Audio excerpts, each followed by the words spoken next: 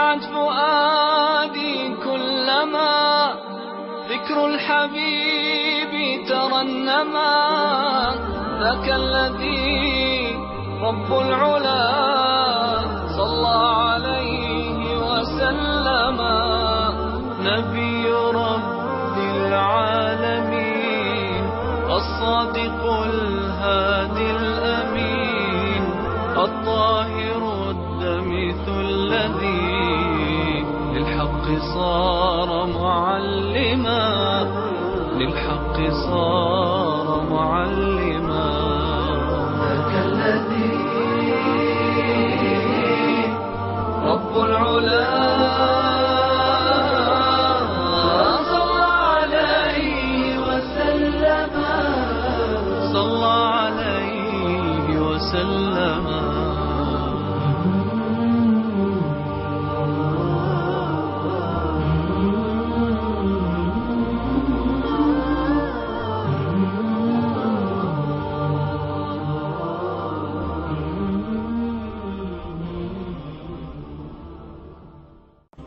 Полный бойкот и блокада мусульман со стороны курейшитов. Год печали.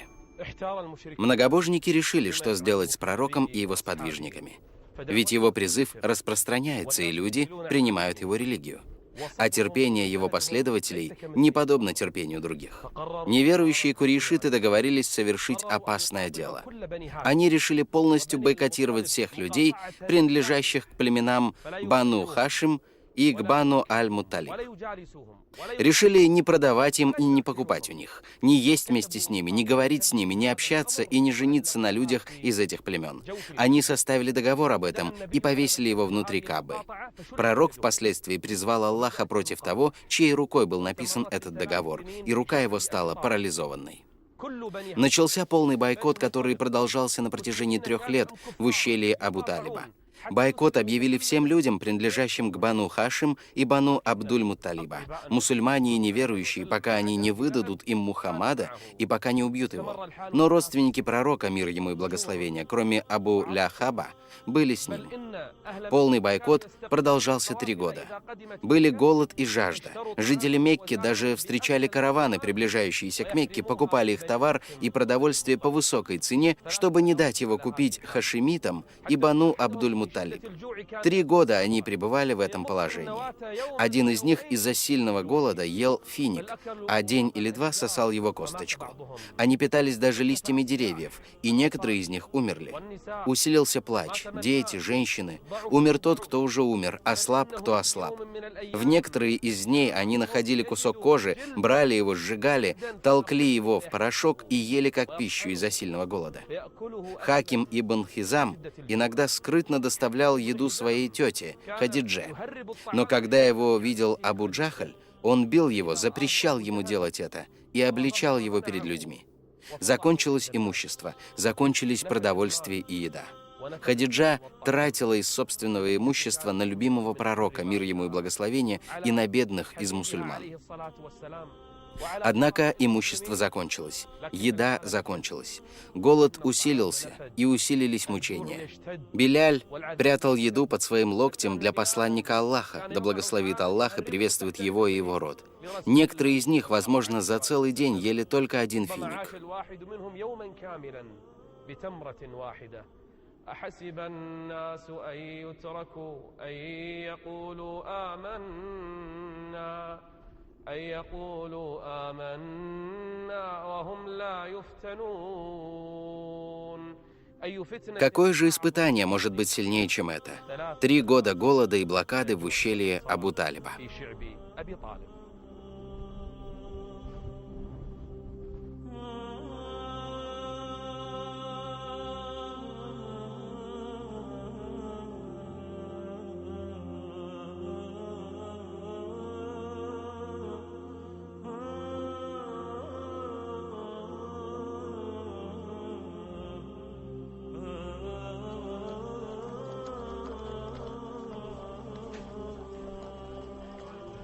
Прошло 3 года в этом несправедливом бойкоте Бану Хашим, пока в 10-й год после ниспослания пророчества один мужчина из многобожников по имени Хишам ибн Амр пошел к Зухейру ибн Аби Умейе. Он был многобожником, но ему не нравилось то, что происходило. Он сказал: «О, Зухейр, приятно ли тебе есть в то время, когда они голодают? Приятно ли тебе пить, когда они не могут сделать этого? Ведь они братья твоей матери». Тот ответил: «Что я могу сделать? Ведь я один». Хишам сказал: «Я с тобой». На что тот ответил: «Найди нам третьего». Они вдвоем направились к Мутиму ибн Ади. Хишам сказал ему те же слова, на что тот ответил: «Ведь я один». Те ответили: «Мы с тобой, сейчас нас трое». Тот ответил: «Найди нам четвертого». Они втроем пошли к Аль-Бухтари ибн Хишаму. Они сказали ему те же слова: «Приятно ли тебе есть в то время, когда люди голодают и умирают?» Тот ответил: «Ведь я всего один». Он сказал: «Нас сейчас 4». Тогда 4 направились к Зуми ибн Аль-Асваду. Так их стало 5. Они договорились, что когда наступит утро, они разорвут тот лист с договором, лист, на котором провозглашение несправедливости и бойкота. Зухейр встал и начал сзывать: «О курейшиты! О курейшиты!» Когда же они собрались, он сказал: «Я недоволен несправедливым договором. Приятно ли вам, что люди гибнут на ваших глазах? Ведь вас и их связывают родственные узы». И он сказал, что разорвет этот договор. Абу Джахль воскликнул: «Ты лжешь, клянусь Аллахом, он не будет разорван». Тогда встал Зума ибн Аль-Асвад и сказал: «Клянусь Аллахом, лжешь ты. Мы не ответственны перед Аллахом за него». Затем поднялся Мутим ибн Ади и сказал те же слова. Потом встал Аль-Бухтари ибн Хишам. Все 5 человек сказали одинаковые по смыслу слова. Абу Джахль сказал: «Это дело было решено ночью. Это дело было решено ночью». Тогда они встали, чтобы разорвать договор, а Абу Талиб сидел в сторонке и наблюдал за ними. Сейчас к Бану Хишам вернулась надежда. Некоторые встали, чтобы помочь им, несмотря на то, что они были неверующими и распутниками. Все они встали, чтобы разорвать договор, и обнаружили, что договора нет. Его разрушили термиты. Договор полностью был съеден. Аллах послал того, кто уничтожил его. Они съели его полностью, кроме того места, где было написано имя Аллаха. Место, где было написано «С именем твоим, о Аллах», осталось нетронутым. Все места, где упоминалось имя Аллаха, остались нетронутыми. Что же касается остальной части договора, он весь был уничтожен и исчез. Этим великий всемогущий Аллах спас Бану Хашим, и несправедливый бойкот против них был остановлен.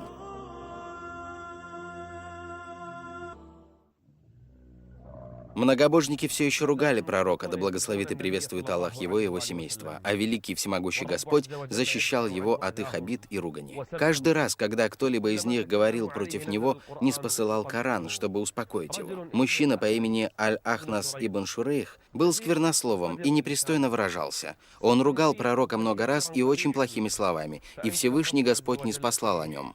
ولا تطع كل حلاف مهين Он презренен. هماز مشاء بنميم مناع للخير معتد أثيم عتل بعد ذلك زنيم. Другой мужчина из главных многобожников, его имя было Ан-Надр ибн Харис, изучил персидские истории и пришел в Мекку, чтобы рассказывать их людям. Он говорил людям: «Оставьте Мухаммада и его рассказы, это лишь сказки прежних народов, которые утром и вечером рассказывают ему». И начинал рассказывать людям истории. Он слышал Коран, но не уверовал в него, хотя знал, что это истина. Аллах не спаслал о нем. ويل لكل أفاك أثيم يسمع آيات الله تتلى عليه ثم يصر مستكبرا كأن لم يسمعها كأن في أذنيه وقرا فبشره بعذاب أليم. Таким образом, когда кто-либо говорил что-то, ниспосылался Коран, укрепляя сердце пророка. Убея ибн Халяф пришел к посланнику Аллаха, да благословит и приветствует Аллах его и его семейство, с гнилыми костями и сказал ему, после того, как растер их: «Ты утверждаешь, о Мухаммад, что твой Господь соберет их, возродит, воскресит и очистит за дела». Ответил: да, да, о Убейя, клянусь Аллахом, кроме которого нет иного Бога. Он непременно соберет их, затем воскресит тебя, затем в день воскресения произведет отчет твоих дел, а потом введет тебя в ад.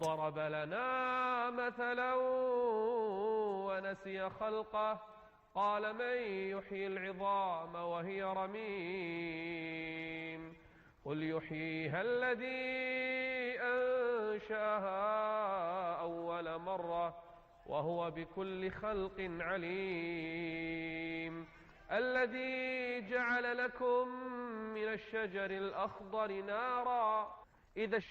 Если он создал для вас огонь из зеленого дерева, а теперь вы разжигаете огонь от него, разве не легче воскресить заново то, что уже было сотворено Аллахом, великим и всемогущим? Абу Джахаль же, главарь неверия, пришел к своим друзьям и сказал: Мухаммад утверждает, что вы будете есть плоды дерева, имя которого Аз-Закум. А затем он начал насмехаться над этим деревом. Тогда Господь Великий ниспослал: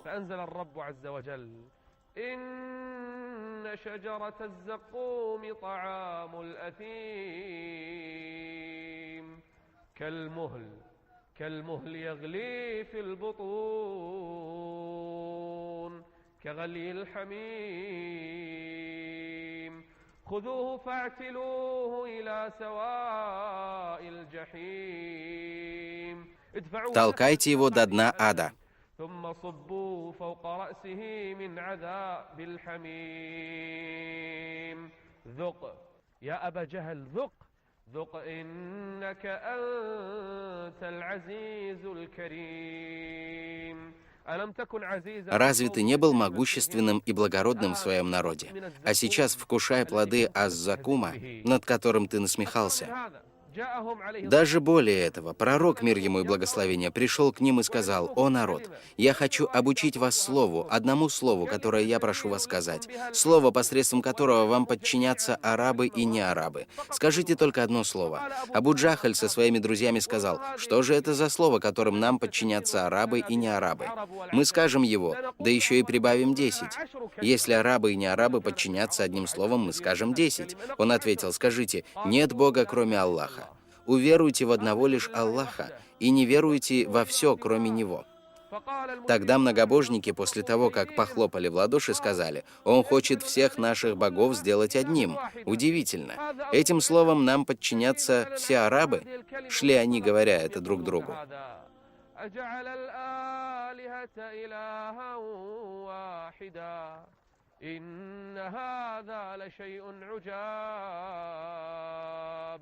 وانطلق الملأ منهم أن امشوا واصبروا على آلهتكم إن هذا لشيء يراد ما سمعنا بهذا في الملة الآخرة إن هذا إلا اختلاق. Их качество, их дела, слова и то, как они ругают, на все это великий и всемогущий Аллах ниспосылает ответ с вершины семи небес.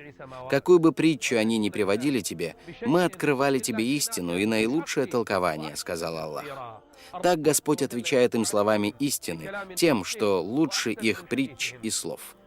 В один из дней пророк совершал обход вокруг Каабы. К нему подошла группа из многобожников. Они сказали: «О Мухаммад, послушай, что мы скажем тебе и что мы предложим?»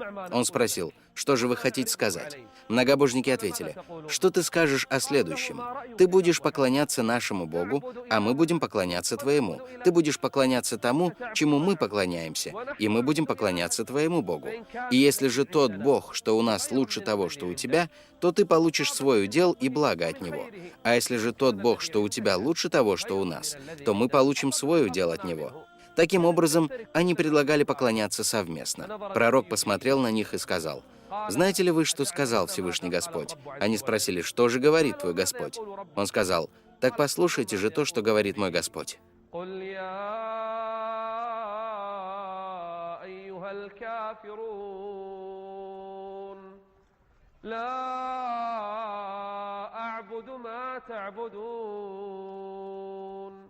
ولا أنتم عابدون ما أعبد ولا أنا عابد ما عبدتم ولا أنتم عابدون ما أعبد لكم دينكم ولي دين.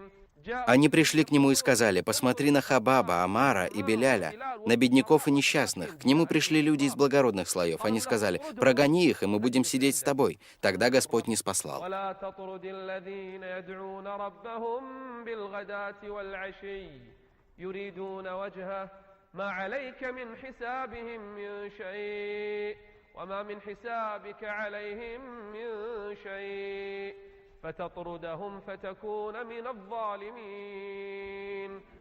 Таким образом, Коран укреплял сердце нашего пророка Мухаммада, да благословит Аллах и приветствует его и его семейство.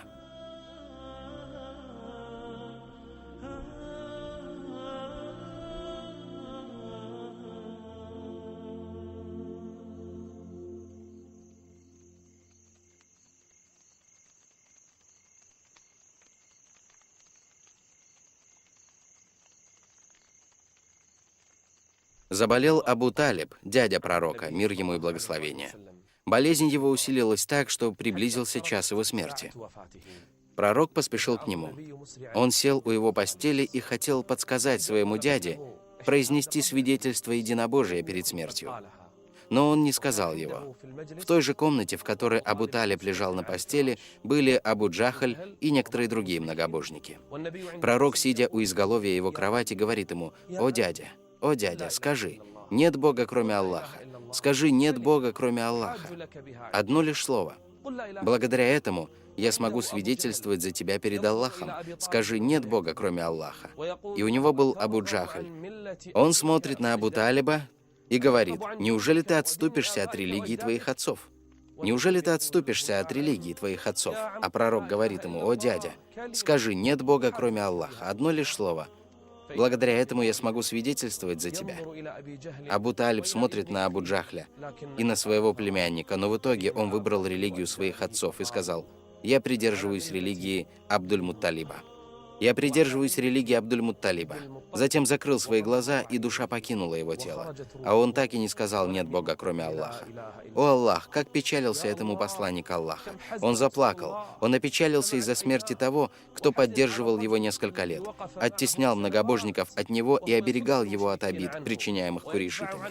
А сейчас он покинул этот мир, но пророк не смог направить его к вере. Тогда великий всемогущий Господь ниспослал: فأنزل الرب عز وجل إنك لا تهدي من أحببت إنك لا تهدي من أحببت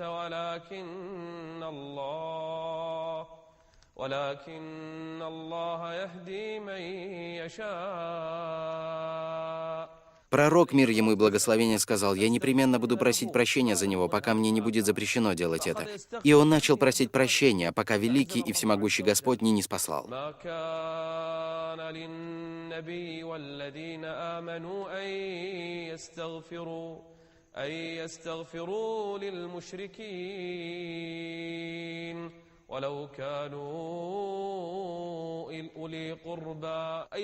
Даже если они являются родственниками, им не разрешено просить за них прощения и молить Аллаха простить и смилостивиться над ними. Именно тогда пророк прекратил просить прощения за своего дядю.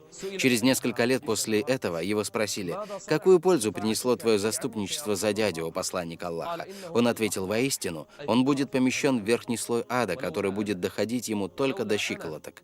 И если бы не я, то он был бы в самой низине огня». Скончался дядя пророка, да благословит его Аллах и приветствует, и он не смог его направить к вере. И сильная печаль утвердилась в сердце посланника Аллаха, да благословит его Аллах и приветствует.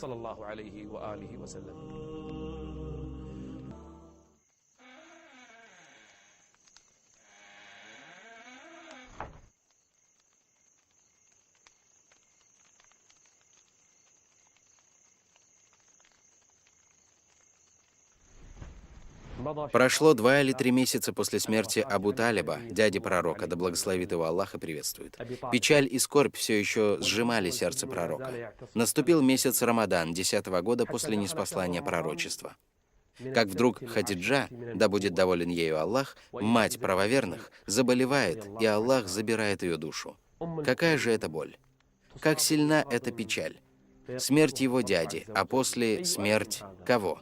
Смерть спутницы его жизни. Смерть Хадиджи, которая была обрадована домом в раю. Она была первой женой пророка, которая помогла ему и пребывала вместе с ним 25 лет. Она спутница его жизни.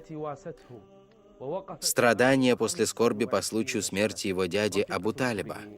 По кому он скорбил сейчас? По Хадидже, да будет доволен ею Аллах. Он сказал: «Она уверовала в меня, когда люди в меня не верили, и поверила мне, когда люди объявили меня лжецом, и поделилась со мной тем, что имела, когда люди отказали мне. И Аллах наделил меня от нее детьми, а от других мне детей не дал». Кто же это? Это Хадиджа, да будет доволен ею Аллах. Аллах велик. После того, как пророк, да благословит его Аллах и приветствует, теряет дядю, который был помощником его, он теряет свою жену, которая делилась с ним тем, что имела, и помогала ему. Какая же печаль постигла пророка? Тот год был назван годом печали, годом скорби. Даже многобожники из курейшитов до этого не осмеливались выступать против пророка так, как они выступали в этот год, после смерти его дяди Абу Талиба. Однажды один из людей, один из глупцов, высыпал горсть земли на голову пророка. Он вошел в дом, и одна из его дочерей начала смывать с него землю и плакать. Пророк посмотрел на нее и сказал: «Не плачь, о доченька, поистине Аллах защитит твоего отца. Поистине Аллах защитит твоего отца». Однако какое же терпение проявил пророк из-за смерти Хадиджи, которая была вместе с ним с самого начала его призыва? Да нет, даже до его пророчества она делила с ним то, что имела, и утешала его. Люди причиняли ему много обид, а Хадиджа его призывала к терпению. Глупцы враждовали против него, и именно Хадиджа помогала ему. Много раз несчастья его увеличивались так, что земля становилась тесной. Именно Хадиджа была его прибежищем после Всевышнего Аллаха. А сейчас он потерял ту ласковую жену, потерял ту милость, которая была в его доме, потерял Хадиджу, забрал ее Господь в рай. إلى جنة عرضها السماوات والأرض. أي دمع سال من عين الفصول، أي حزن، أي ليل أو ذهول، أي جرح في الحنايا يا رسول، أي جرح في الحنايا يا رسول، ذاك عام الحزن يطغى والنحول. إنما الدنيا ولو طالت تدول، إنما الدنيا ولو طالت تدول، في غد بشراك طه بالوصول. أي دمع سال من عين الفصول، أي حزن، أي ليل أو ذهول، أي حزن، أي ليل أو ذهول.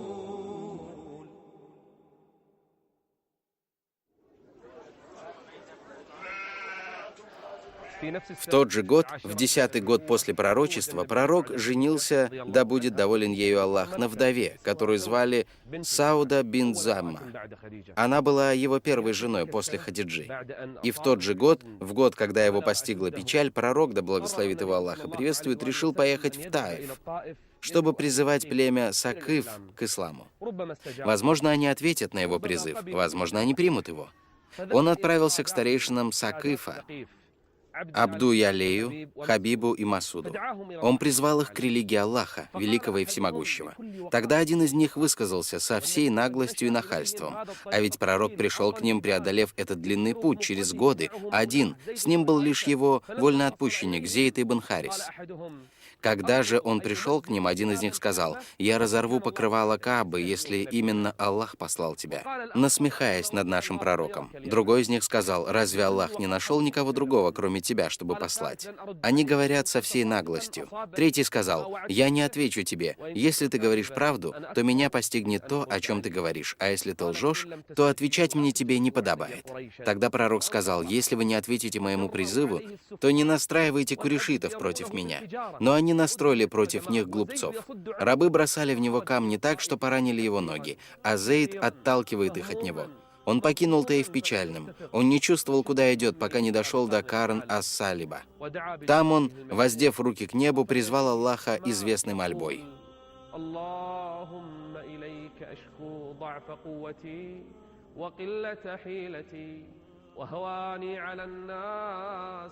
يا أرحم الراحمين يا رب المستضعفين إلى من تكلني إلى عدو يتجهمني أم إلى قريب ملكته أمري إن لم يكن بك غضب علي فلا أبالي لكن عافيتك أوسع لي أعوذ بنور وجهك الذي أشرقت له الظلمات وصلح عليه أمر الدنيا والآخرة أن ينزل علي غضبك أو يحل علي سخطك لك العتبى حتى ترضى ولا حول ولا قوة إلا بك. Он молил Аллаха этой печальной мольбой и плакал, мир ему и благословение. Какая тревога и печаль постигла его, какие мучения он преодолел, пройдя весь этот путь, а в итоге в него начали бросать камни. В чьи ноги? Он смотрел на них и говорил: «У вас поранен только палец, и вы встретили эту боль на пути Аллаха». Два неверующих курейшита и старейшин, Удба и Шейба, сыновья Рабии, он пришел и присел возле стены их сада. Когда они увидели его, то отправили к нему слугу, которого звали Аддас. Слуга пошел к пророку, да благословит и приветствует Аллах его и его семейство. Они направили его с виноградом. Когда пророк начал есть, он сказал: «Именем Аллаха». А затем спросил: «Как твое имя?» Он ответил: «Мое имя Аддас». Он спросил: «Какой религии ты придерживаешься?» Тот ответил: «Я христианин». «Откуда ты?» «Я из Нейнавы». Это местность в Ираке. Тогда пророк, да благословит и приветствует Аллах его и его семейство, сказал ему: «Из Нейнаны, родины праведного мужа Юнус ибн Матта, пророка Аллаха». Тот спросил: «Откуда ты знаешь Юнуса ибн Матту?» Он ответил: «Я пророк, и он был пророком. Мы братья. Я пророк, и он был пророком. Мы братья». Тогда Аддас спросил: «Ты пророк?» Тот ответил: «Да», и Аддас обнял пророка, начал целовать его и плакать. В это время Удба сказал Шейбе: «Посмотри, Мухаммад испортил твоего слугу. Эй, Аддас, иди сюда». Когда тот вернулся, его спросили: «Что ты сделал?» Тот ответил: «Это человек лучший из тех, кто сегодня ходит по земле. Это пророк Аллаха». Тогда Удба сказал Аддасу: «Оставь его, Аддас. Воистину, твоя религия лучше его религии». Это отталкивание с пути Аллаха. И каково терпение нашего пророка, да благословит и приветствует Аллах его и его семейство.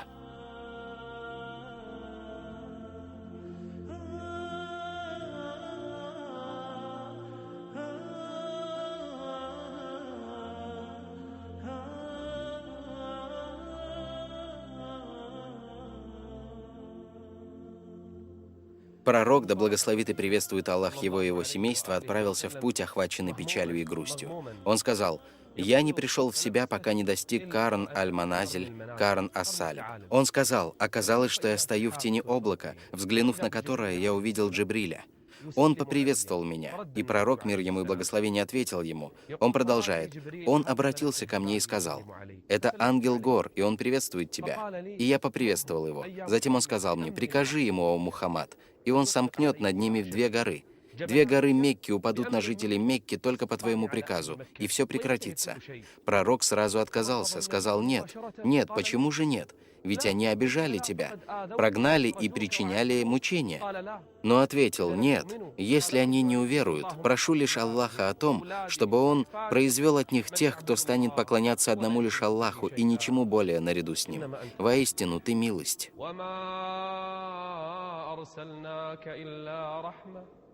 إلا رحمة للعالمين какие страдания они причиняли ему и как он милостив к ним. Затем пророк двинулся в путь, и Аллах послал к нему творение из его творений. Если люди не хотят уверовать, если в людях есть большое зло, то среди джиннов есть те, в ком есть благо, о Мухаммад. Аллах внушил ему, что к нему придут джинны, группа из них, из местности Насыбин. Это группа из джиннов, они хотят послушать Коран. Аллах сотворил людей и джиннов только для того, чтобы они поклонялись Ему. Наступила ночь, и пришли джинны. Пророк, да благословит и приветствует Аллаха и его семейство, начал читать им суру «Милостивый».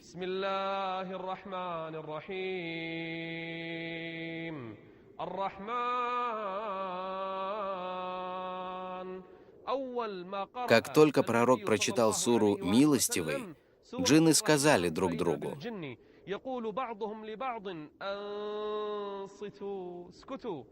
«Молчите и слушайте Коран». Одни из них заставляют помолчать других. Они слушают Коран, пока он не достиг места «И создал джиннов из чистого пламени». А они продолжают слушать. Коран говорит о них. Затем Господь спросил их, людей и джиннов: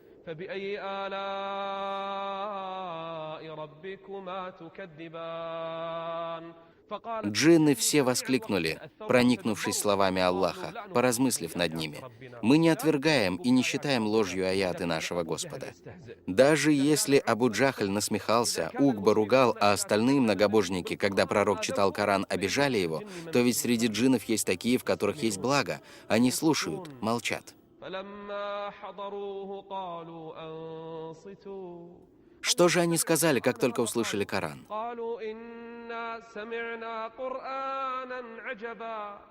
Этот Коран удивителен.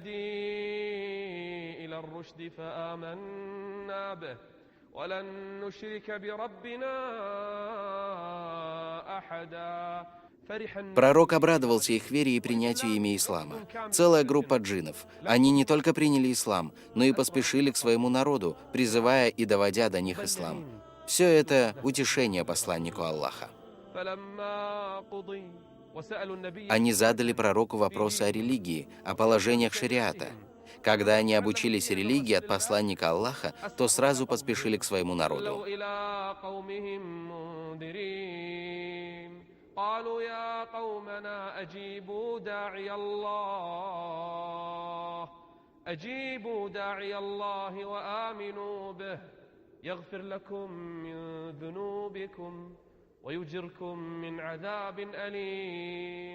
Пророк приблизился к Мекке. Зейд ибн Хариса спросил его: «Как ты войдешь в нее, о посланник Аллаха? Ведь они хотят убить тебя, хотят причинить тебе зло». Тогда пророк отправил человека к Мутиму ибн Ади, хотя тот был многобожником, обратился к нему за покровительством, и Мутим согласился. У арабов были такие черты, такой обычай. Несмотря на то, что он был многобожником, он покровительствовал посланнику Аллаха. Он приказал своим сыновьям вооружиться, и тогда они, Мутим со своими детьми, пошли встречать пророка. А ведь они были многобожниками. Они окружили пророка, держа в руках оружие. Когда в таком виде их увидел Абу Джахль, увидел, что пророк совершает обход вокруг дома, а те стерегут его, несмотря на то, что они многобожники. Он спросил: «О Мутим, ты поменял свою религию, принял ислам?» Тот ответил: «Нет, но Мухаммад попросил покровительства, и я покровительствую ему». Тогда Абу Джахль сказал: «А мы покровительствуем тому, кому покровительствуешь ты». Так пророк вернулся в Мекку, чтобы призвать их к Господу еще раз. Компания iMedia выражает благодарность кувейтскому спутниковому каналу Аль-Ватан.